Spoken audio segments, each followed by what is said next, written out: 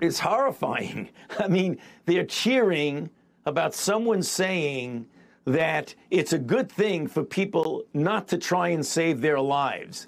I mean, if you just unpack that for a second, Jake, it's almost frightening to say, hey, guess what? We don't want you to do something to save your life. Yay! Everybody starts screaming and clapping. I just don't get that. I mean, I don't think that anybody who's thinking clearly can get that. What is that all about? Yeah, what is that all about?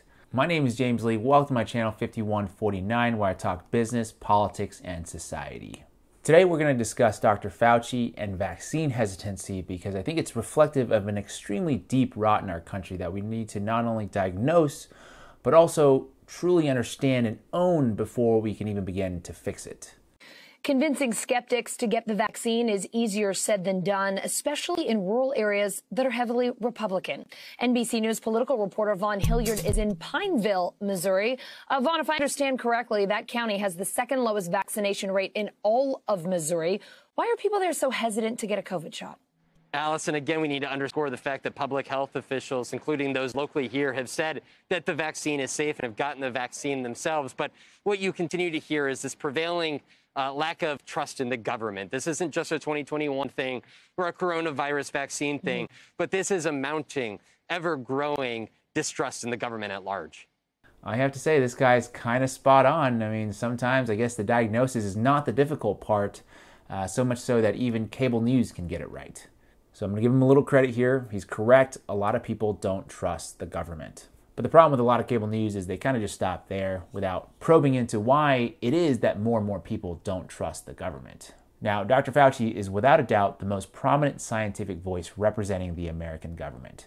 He's the chief medical advisor for the Biden administration, and he has also been the director of the National Institute of Allergy and Infectious Diseases since 1984. So what happens to government trust when its most prominent scientific voice begins to mislead the public in a pandemic?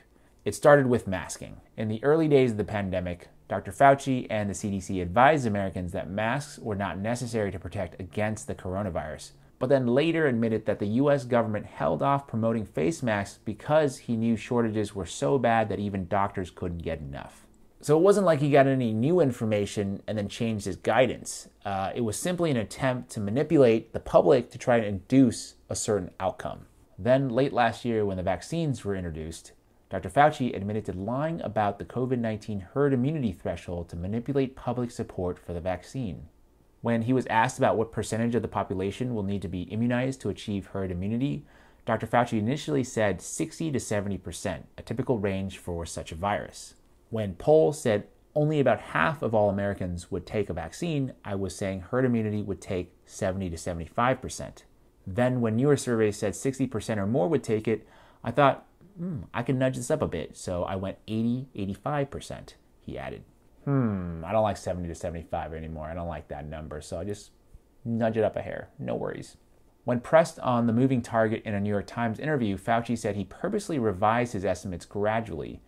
The newspaper said Fauci changed his answers partly based on quote-unquote science and partly based on his hunch that the country is finally ready to hear what he thinks. I know he said part science, part hunch, but the reality is that he's once again trying to manipulate the public to socially engineer a certain outcome that he's looking for. And then there's the question that many people still want to know, which is, where did COVID-19 come from? Did it leak from a virology lab in Wuhan, or did it come about naturally? In May of 2020, in his strongest statement yet against the theories of a genetically engineered virus, Fauci told National Geographic in an interview he's quote-unquote very, very strongly leaning towards this could not have been artificially or deliberately manipulated, and adds all signs indicate the virus quote-unquote evolved in nature and then jumped species.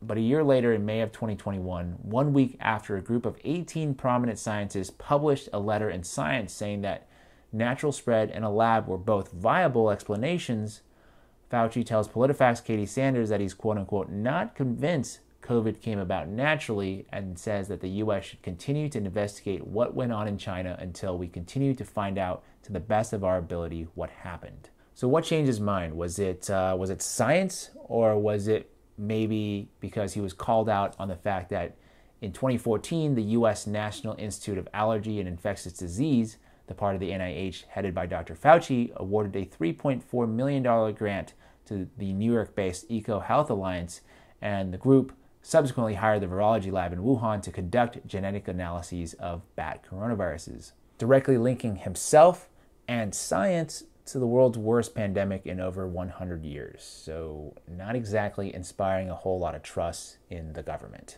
And really, it's stuff like this that makes Fauci and the government vulnerable to people like Tucker Carlson and his media cohort, Fox News, Newsmax, and the like, who are able to exploit and weaponize people's distrust in government for their own selfish gains by combining, quite honestly, legitimate criticisms of the government with nonsensical claims about the vaccine, because that's what these organizations are designed to do.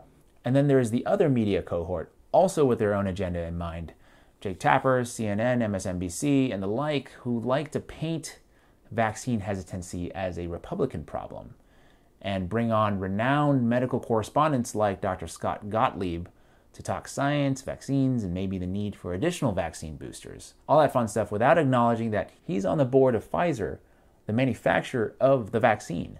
So that's some type of conflict of interest there, you know, having this kind of financial incentive to perpetuate this narrative that not only do we need 2 doses of the vaccine, but we maybe need 3 or 4 or just an annual vaccine booster shot. What is that all about? That's right. What is that all about? I mean, I don't know everything, but I can surely tell you it's more about the money than actually informing the American people. And then the government response to this, you know, sort of hellish media landscape that we live in is just more propaganda. I would just point to this short ad from the CDC encouraging more people to get vaccinated. COVID-19 vaccines are safe and effective. Millions of doses have already been given in the United States, and these vaccines have the most intensive safety monitoring in U.S. history. If you have questions, get answers from a reliable source, cdc.gov. That's right, the CDC claims that the vaccine is safe, it's effective, and went through the most intensive safety monitoring in U.S. history.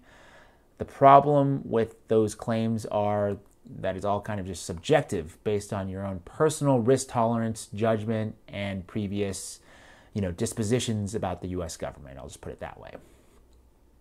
Like, I went and got the vaccine because I weighed the pros and cons myself, but getting a vaccine is not as simple as just saying, it's easy, it's safe, no worries. There are certainly some risks involved in any vaccine, even the COVID vaccine. I will say that for the most part, vaccines are quite amazing and the rewards usually outweigh the risks. Unfortunately, now we're in a situation of, you know, instead of doing battle against the coronavirus, we're engaged in this sort of cultural battle. Politicians like the Republicans in Tennessee are willing to put public health and safety at risk to simply own the libs. Democrats, on the other hand, idolize Dr. Fauci as a national hero. They put up lawn signs thanking him. They buy up little Dr. Fauci action figures, all without acknowledging or fully coming to terms with the damage that he's potentially caused by misleading the public.